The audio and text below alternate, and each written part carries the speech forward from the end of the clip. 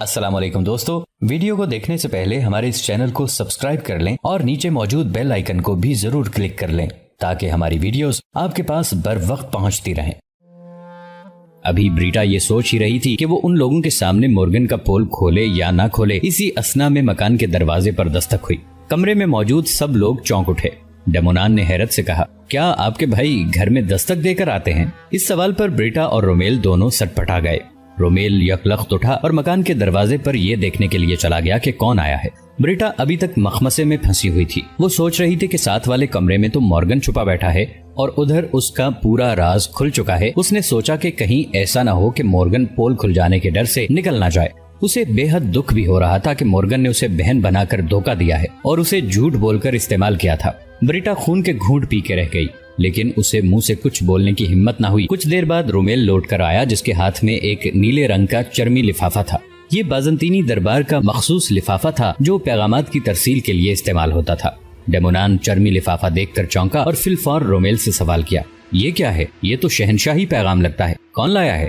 ڈیمونان بے صبرا ہونے لگا۔ رومیل نے لفافہ ڈیمونان کی طرف بڑھا دیا اور کہا، آپ کے کوچوان کو کوئی سپاہی دے گیا تھا؟ ڈیمونان کے لیے اس طرح کا اتفاق پہلی مرتبہ ہو رہا تھا کہ شہنشاہ نے اسے قسطنطنیہ میں ہی مخصوص چرمی لفافہ بھیجا تھا۔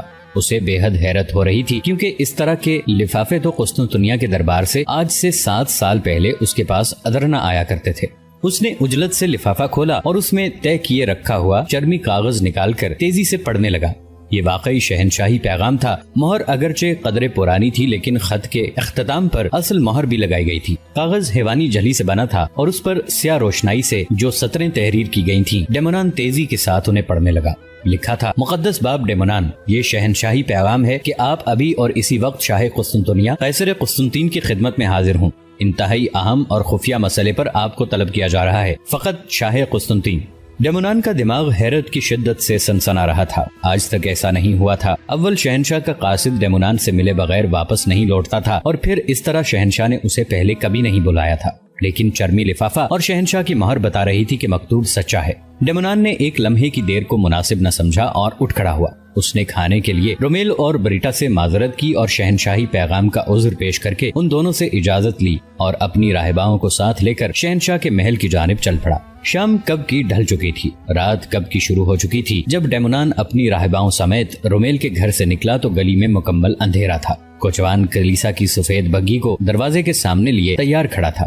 ڈیمونان نے کوچوان کی مستعدی کی دل ہی دل میں داد دی اور کوچوان سے کچھ کہے بغیر بگھی کا عقبی پردہ اٹھا کر بگھی میں سوار ہو گیا۔ راہبائیں بھی اس کے ساتھ ہی سوار ہوئیں۔ ڈیمونان نے بیٹھتے ہی کوچوان کو بآواز بلند ہدایت کی، قصر شہنشاہی کی جانب چلو۔ بگھی قسطنطنیہ کی سڑکوں پر دوڑنے لگی۔ ڈیمونان آج ضرورت سے زیادہ بدحواس تھا۔ اس کی چھٹی حس آج شروع ہی سے اسے خبردار کر رہی تھی کہ کچھ ہونے والا ہے، اور اب مارسی کی انگوٹھی اور شہنشاہ کے خط کے بعد تو وہ اور بھی زیادہ بے چین ہو گیا تھا۔ اسے کچھ سمجھ نہیں آ رہی تھی کہ اس کی چھٹی حس کس قسم کے خدشات کی نشاندہی کر رہی تھی۔ اچانک اسے محسوس ہوا کہ اس کی باپردہ بگھی کسی سنسان سڑک پر دوڑ رہی ہے۔ یکلخت اس کے رونگٹے کھڑے ہو گئے۔ کوچوان اسے کہاں لے آیا تھا؟ یہ سڑک شاہی محل کی طرف تو نہیں جاتی تھی۔ یہ سڑک تو شہر کی ایشیائی سمت، جس طرف آبنائے باسفورس کا تنگ ساحل تھا، اس کی طرف جاتی تھی۔ اس طرف سے قسطنطنیہ کو کوئی خطرہ نہیں تھا۔ اسے شہر کی عقبی سمت بھی کہا جا سکتا تھا، کیونکہ اس طرف کی فصیل میں کوئی دروازہ نہیں تھا۔ فصیل بھی کمزور اور چھوٹے قد کی تھی۔ عقبی فصیل بعض جگہ سے تو سمندر کے اس قدر نزدیک تھی کہ سمندر کا پانی دیوار کو چھونے لگتا تھا۔ ڈیمونان کی بگھی ہوا سے باتیں کرتی ہوئی اسی سمت میں جا رہی تھی۔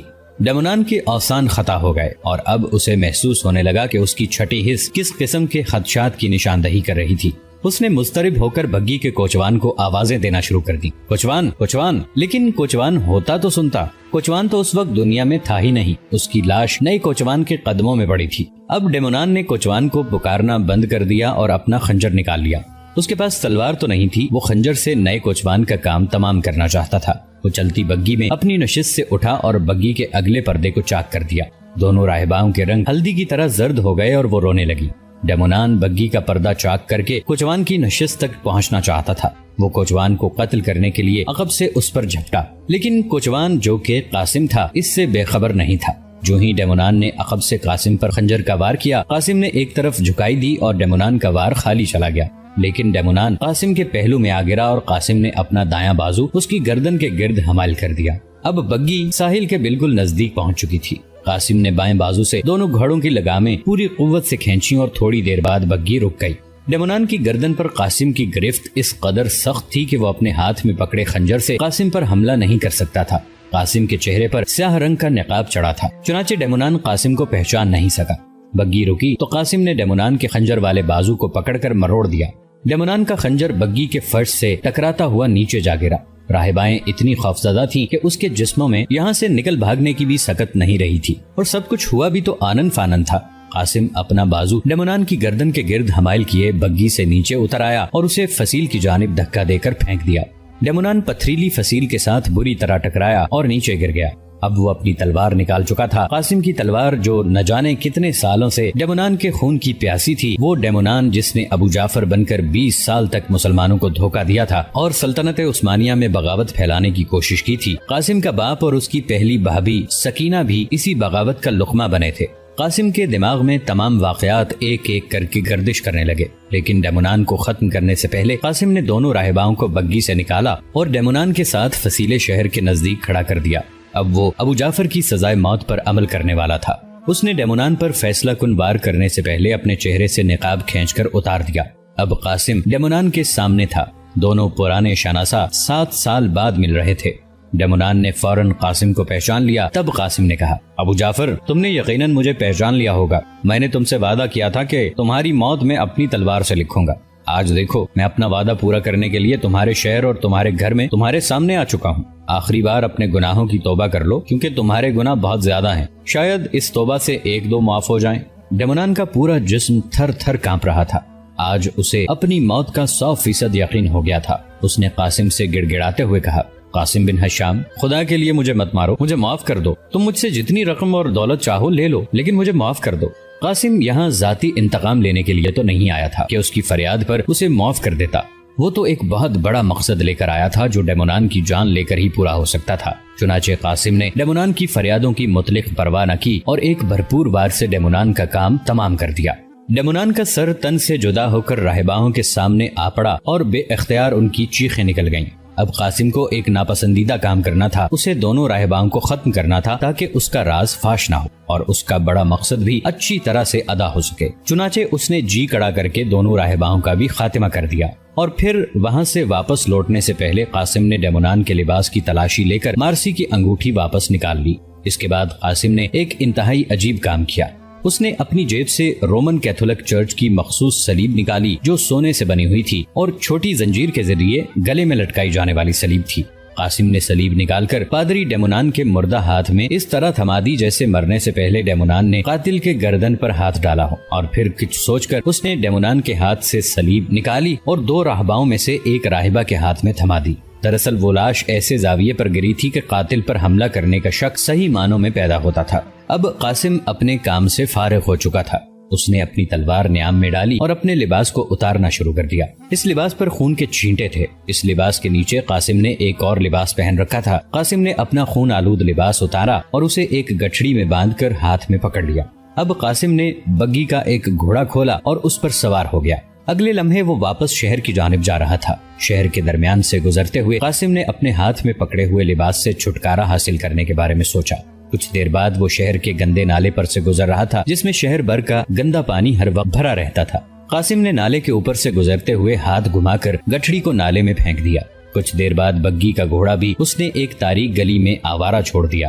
اب ماں سوائے اس خون آلود تلوار کے جو قاسم کے نیام میں تھی، قاسم کے خلاف کوئی نشان نہ تھا۔ قاسم نے سوچا کہ تلوار کو گھر جا کر صاف کر لے گا۔ قاسم کو معلوم نہ تھا کہ بریٹا کے دل پر کیسا انقلاب گزر چکا ہے۔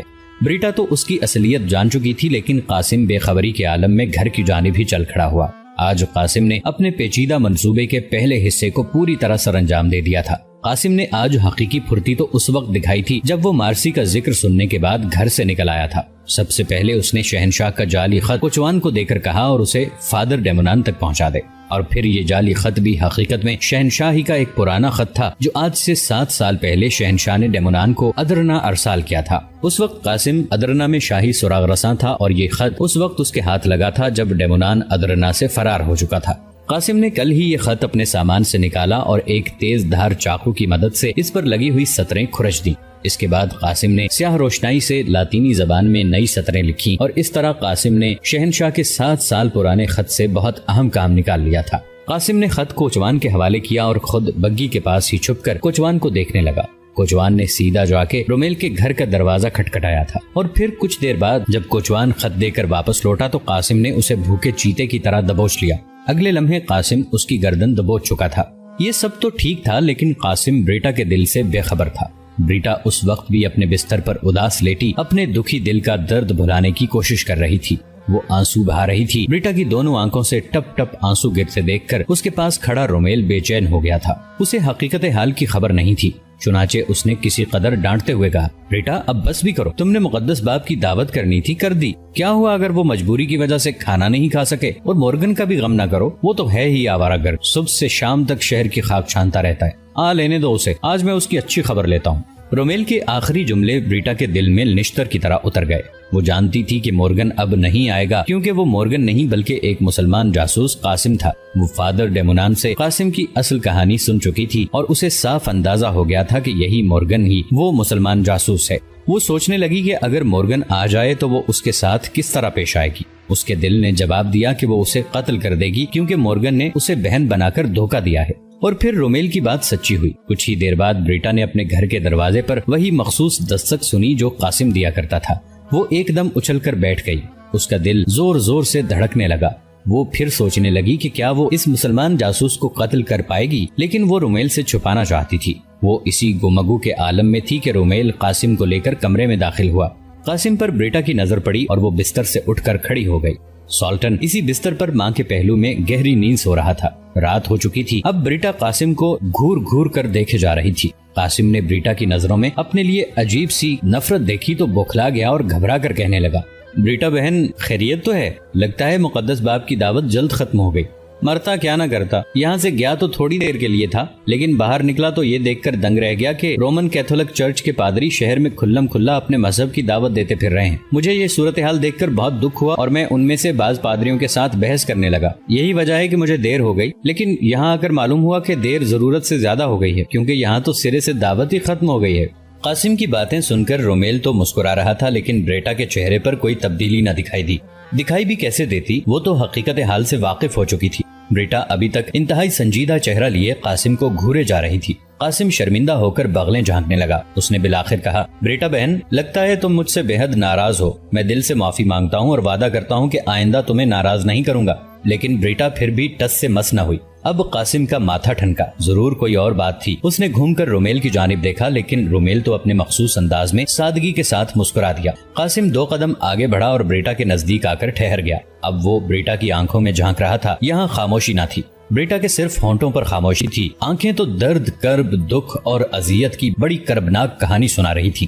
اب قاسم کو پہلی بار احساس ہوا کہ بریٹا کی مہر سکوت بلا وجہ نہیں ہے، ضرور کوئی غیر متوقع بات ہو گئی ہے، کیونکہ بریٹا ایک ہی انداز میں شروع سے کھڑی تھی۔ اب تو رومیل بھی کسی حد تک سنجیدہ دکھائی دینے لگا۔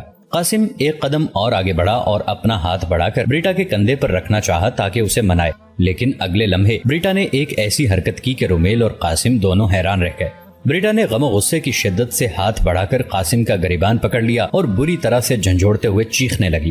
وہ زور زور سے رو بھی رہی تھی اور ساتھ کے ساتھ قاسم کو جھنجھوڑتی بھی جا رہی تھی۔ جھوٹے، مکار، فریبی، دغاباز، تم نے ایک بہن کے اعتماد کو دھوکہ دیا، اور سچی بہن کو میں تمہیں کبھی معاف نہیں کروں گی۔ میری نظروں سے دور ہو جاؤ۔ بریٹا بہت غصے میں تھی۔ وہ ہچکیاں لے لے کر رونے لگی۔ قاسم بار بار رومیل کی جانب دیکھ رہا تھا کہ وہ اصل ماجرا بتا دے، لیکن رومیل کو بھی تو اصل ماجرا معلوم نہیں تھا۔ وہ بھلا قاسم کو کیا بتاتا؟ وہ خود اپنی بیوی کی اس حرکت پر بوکھلا گیا اور تیزی سے آگے بڑھ کر اس نے بریٹا کو سنبھال لیا۔ اب وہ تسلی دے رہا تھا، بریٹا اپنے آپ کو سنبھالو، تمہیں کیا ہو گیا ہے؟ کیا بات ہے؟ تم مورگن کو اس قدر کیوں ڈانٹ رہی ہو؟ مجھے بھی تو بتاؤ بریٹا۔ لیکن بریٹا تو جیسے کچھ سن ہی نہیں رہی تھی۔ اس نے رومیل کے سنبھالنے پر قاسم کا گریبان تو چھوڑ دیا تھا، لیکن اب وہ خود بلند ہچکیاں لے لے کر رو رہی تھی، اور پھر وہ دوبارہ بستر پر بیٹھ گئی۔ رومیل بھی اس کے نزدیک بیٹھ گیا۔ اتنے میں قاسم نے کہا، لگتا ہے بریٹا بہن کی طبیعت ناساز ہے، انہیں اپنے دل کی بھڑاس مجھ پر نکال لینے دیجیے، انہیں مجھ پر غصہ ہے، آپ انہیں غصہ اتارنے دیں۔ رومیل نے ایک بے نام سی نظر کے ساتھ قاسم کو دیکھا۔ قاسم کو بہت عجیب سا لگا۔ بریٹا کی ہچکیاں رک گئی تھیں اور وہ سسکیاں لے رہی تھی۔ قاسم نے اپنے آپ کو وہاں غیر ضروری محسوس کیا اور وہاں سے نکل آیا۔ وہ اپنے کمرے میں آیا اور اس نے سب سے پہلے اپنی تلوار نیام سے نکالی اور اسے سب کی نظر سے بچا کر اچھی طرح دھو لیا۔ اب وہ بالکل صاف تھا، اس نے ابو جعفر کے قتل کا آخری نشان بھی مٹا دیا تھا۔ اس کام سے فارغ ہو کر اس نے تلوار نیام سمیت دیوار پر لٹکائی اور خود بڑی بے فکری کے ساتھ بستر پر دراز ہو گیا۔ وہ گھر واپس آ کر اور بریٹا کا رویہ دیکھ کر بے حد پریشان ہو گیا تھا۔ یا الہی، یہ کیا ماجرا ہے؟ وہ سوچنے لگا آخر بریٹا کو کیا ہو گیا تھا، لیکن اسے کوئی جواب سجھائی نہ دیا۔ وہ فکر مندی کے عالم میں دیر تک جاگتا رہا۔ اسے نیند نہیں آ رہی تھی اور پھر جب اسے نیند آئی تو وہ سب کچھ بھلا کر نیند کی حسین وادی میں چلا گیا۔ بریٹا نے بہت زیادہ رو لیا تھا اور اس کے من کی بہت سی بھڑاس آنسوؤں کے ذریعے نکل چکی تھی۔ وہ دیر تک روتی رہی۔ رومیل اس کا سر اپنے زانوں پر ٹکائے اس سے پوچھ رہا تھا کہ آخر اس قدر رونے اور مورگن پر غصہ کرنے کی کوئی وجہ تو ہوگی، لیکن بریٹا نے رومیل کو کچھ نہ بتایا، صرف اتنا کہہ کر خاموش ہو گئی، رومیل بس مجھے لیٹنے دو، میرے سر میں شدید درد ہو رہا ہے۔ رومیل نے بریٹا کو آرام سے بستر پر لٹا دیا اور پیار سے اس کا سر دبانے لگا۔ تھوڑی ہی دیر بعد بریٹا سو چکی تھی، لیکن رومیل کو نیند نہیں آ رہی تھی۔ وہ بار بار کروٹیں بدل رہا تھا۔ اس کے ذہن میں بریٹا کے الفاظ گونج رہے تھے، جھوٹے، مکار، فریبی، دھوکے باز، تم نے ایک بہن کو دھوکا دیا ہے۔ وہ سوچ رہا تھا کہ آخر مورگن نے بریٹا کو کیا دھوکا دیا ہے۔ وہ دیر تک کروٹیں بدلتا رہا اور پھر وہ بھی خواب خرگوش میں کھو گیا۔ لیکن آدھی رات کے قریب رومیل کی آنکھ کھل گئی۔ اس نے کروٹ بدلی تو یہ دیکھ کر حیران رہ گیا کہ اس کی بیوی اپنے بستر پر نہیں تھی۔ وہ سوچنے لگا بریٹا کہاں چلی گئی، اور پھر نہ جانے اس کے دل میں کیسا وسوسہ پیدا ہوا کہ اٹھ کر بیٹھ گیا اور انتہائی احتیاط سے آواز پیدا کیے بغیر اپنے کمرے سے نکل گیا۔ وہ بریٹا کو دیکھنا چاہتا تھا اور اس کا دل اسے یہ بتا رہا تھا کہ کوئی نہ کوئی گڑبڑ ضرور ہے۔ وہ سب سے پہلے سیدھا مورگن کے کمرے کی جانب بڑھا اور یہ دیکھ کر اس کا دل دھک سے رہ گیا کہ بریٹا سچ مچ مورگن کے کمرے میں موجود تھی۔ رومیل کے دل میں طرح طرح کے وسوسے جنم لینے لگے۔ اس نے انتہائی احتیاط سے نپے تلے قدم اٹھانا شروع کر دیے تاکہ آواز پیدا نہ ہو۔ کچھ دیر بعد وہ قاسم کے کمرے کی کھڑکی کے باہر موجود تھا، یہاں سے وہ کمرے کے اندر دیکھ سکتا تھا۔ کمرے میں مشعل روشن تھی۔ رومیل نے دیکھا کہ بریٹا قاسم کے بستر کے نزدیک کھڑی ہوئی تھی اور قاسم ابھی تک بستر پر ہی لیٹا ہوا تھا۔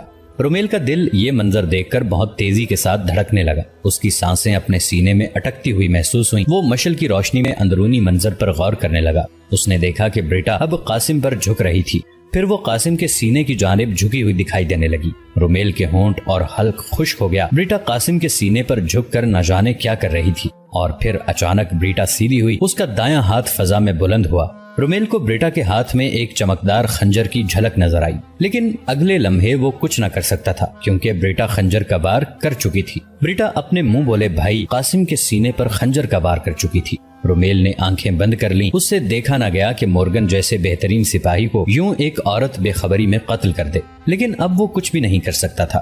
وہ تو کچھ اور جان کر یہ سب کچھ دیکھنے کے لیے آیا تھا، لیکن یہاں تو کہانی ہی کچھ اور تھی۔ بریٹا نے مورگن کو قتل کر دیا تھا، لیکن یہ کیا؟ رومیل کو ایک اور منظر دکھائی دیا۔ قاسم بچ گیا تھا۔ جس وقت بریٹا ایک بہن کی حیثیت سے قاسم کا ماتھا چومنے لگی تھی، اسی وقت قاسم کی آنکھ کھل گئی، لیکن مکر کر کے وہ پڑا رہا۔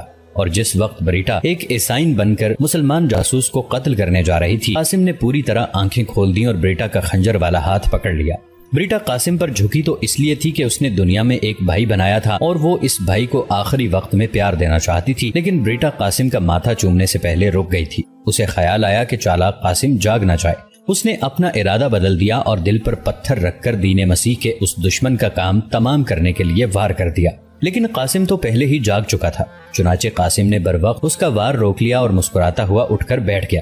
کیا بات ہے بہن، مجھ سے کیا قصور ہو گیا جس کے لیے تم میری جان لینا چاہتی ہو؟ تم دغاباز ہو، تم نے ایک بہن کے اعتماد کو دھوکہ دیا ہے، تم نے مجھے اپنی محبت کی جھوٹی کہانی سنا کر مجھے دین مسیح کے خلاف استعمال کیا ہے۔ میں تمہاری جان لے کر اپنا قرض چکانا چاہتی ہوں، میں تمہیں زندہ نہیں چھوڑوں گی۔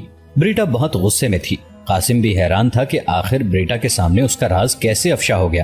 وہ یہی سوچ رہا تھا کہ بریٹا نے پھر کہا، تم نے مارسی کو ورغلایا اور اسے دین مسیح کے خلاف استعمال کیا، اور پھر مجھے ورغلا کر تم دوبارہ اپنے مذموم مقاصد حاصل کرنا چاہتے تھے۔ میں تمہاری حقیقت جان چکی ہوں، تم مورگن نہیں قاسم بن حشام ہو۔ اب قاسم کے لیے مزید چھپے رہنا ممکن نہیں تھا۔ اس کا پول کھل چکا تھا۔ اس نے کچھ سوچنے کے لیے سر جھکا لیا۔ بریٹا اسے کینہ توز نظروں سے دیکھ رہی تھی۔ یک لخت وہ پھوٹ پھوٹ کر رو پڑی اور اس نے ہچکیاں لیتے ہوئے کہا، مجھے تم سے یہ امید نہیں تھی۔ تم مجھے پہلے روز بھی بتا دیتے کہ تم مسلمان ہو، تب بھی تمہیں اپنا بھائی بنا لیتی۔ میں تو مسلمان کو برا سمجھتی ہی نہیں تھی۔ ہائے، ایک وہ مسلمان تھا جس نے دوران جنگ با اختیار فاتح ہو کر بھی میری اس وقت مدد کی جب درد زچگی میں جان دینے والی تھی، اور تم ایک مسلمان ہو جس نے میری سادگی کا ناجائز فائدہ اٹھایا اور مجھے بہن بنا کر دھوکہ دیا ہے۔